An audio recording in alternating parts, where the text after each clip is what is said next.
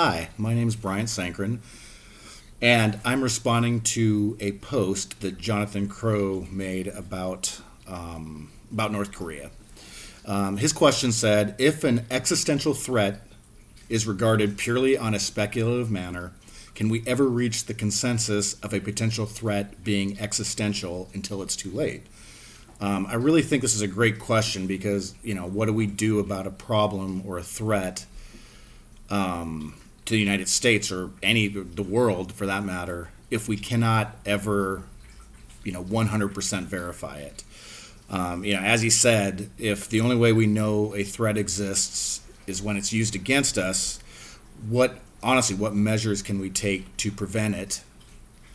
And is there ever going to be consensus in regards to us, taking care of the problem? I guess. To answer his question, I don't believe that we'd ever come to an actual consensus agreement about any threat to the United States unless it's verified 100%.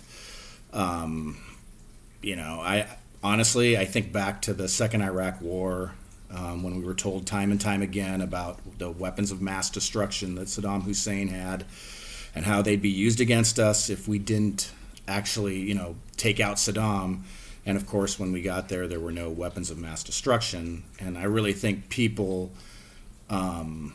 really have that in the back of their mind. And I don't even believe if the threat is not 100% substantiated, that we'd even get a major majority in the United States in regards to what to do about it.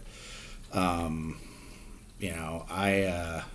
think it's just because of that, it'll just make it much more difficult for both, our politicians and our, the American people to ever come to a consensus about, these unsubstantiated threats when it comes in the future.